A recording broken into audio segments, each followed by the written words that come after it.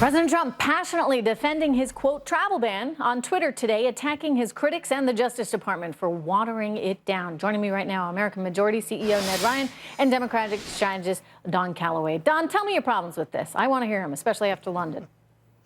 You know, I think that Prime Minister May is absolutely correct. It's time to stop tolerating radical fundamentalist Islam terror on every level and all across the globe. The problem is that the travel ban is unconstitutional and it does nothing to make this country safer, nor does it do anything to make the globe safer. And his tweets just continue to compound this by alienating. Why do you say it does nothing to make the globe safer? No, I'm curious because I keep hearing this. It does nothing to make us safer. Why? Because it is not prohibiting incoming immigration or travel from countries who harbor people that we know have continued to harbor hate and have tried to attack this country. It does nothing to Saudi Arabia. It does nothing to attack the spread of al-Qaeda throughout northern Africa and the Middle East. It singles out 7 countries which we know are not necessarily. So if it singled out more, would that be okay by you? It might be, but it still would be unconstitutional. It might make this country safer, but it would still be unconstitutional. How is it unconstitutional? Why is it if you were born in Iran that you have a right to... Hang on, Ned. That's a great question, Trish. Why is it if you were born in Iran, you have a right to come here? How is that a given right? How do you have a constitutional right to come here just because you were born in another country? Explain. If I could, Trish, thank you very much. That's a great question.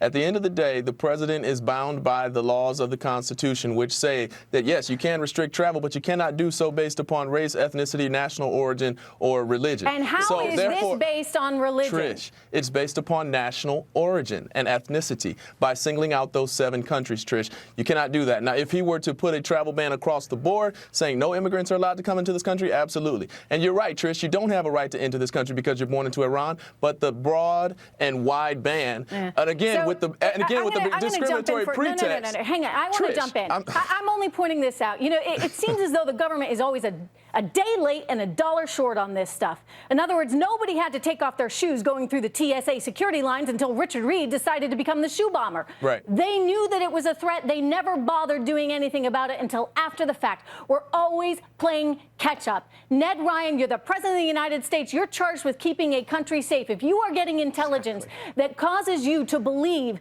that there is a threat coming from Syria, coming from Yemen, coming from Afghanistan, do you not have a right to protect your people? Can we just go back to what this was all started about? This is a list that the Obama administration put together of now 6 states that are either known state sponsors of terrorism or terrorism hotbeds. It's a 90-day temporary ban. And you know what, Trish? I really think they should probably change it. Not called a travel ban, it's an extremism ban. This has nothing to do with Muslims. 9 of the 10 largest Muslim population countries are not on this list. This is about the president saying, I was elected to serve the American people first and last. This is not about me winning some global popularity contest. And I think the thing that's amazing to me is we're sitting here and discussing, you know, the press is so worked up about these tweets to the mayor of London.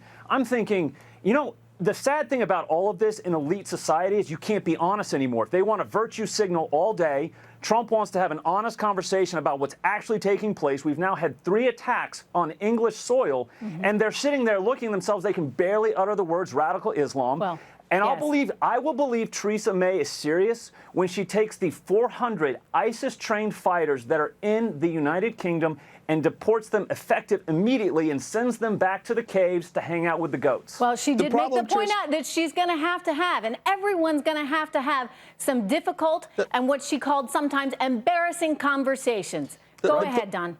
Thank you. The problem, Trish and Ned, I don't disagree with anything you're saying. The problem is that those 400 ISIS-trained fighters are British citizens. And guess what? Their constitution is a lot similar to ours. They lost their rights to citizenship when they became enemies of the state. But there is a due process for forcing them to lose their citizenship. This is the death of common sense. In other words, gentlemen, I'm almost out of time, and I want to make this point to the viewer. We just heard from Ralph Peters, who said, look, we were able to do it when it came to child pornography, right? That's not allowed. And you're going to go to jail if you're trafficking in that. Well, same thing. You should go to jail if you are trafficking in jihadi pornography, as he calls it. Thank you so much, Ned and John. Thanks, good to see you guys. All right, we're going to talk about social media companies and whether or not they're doing enough to police these jihadi terrorists next.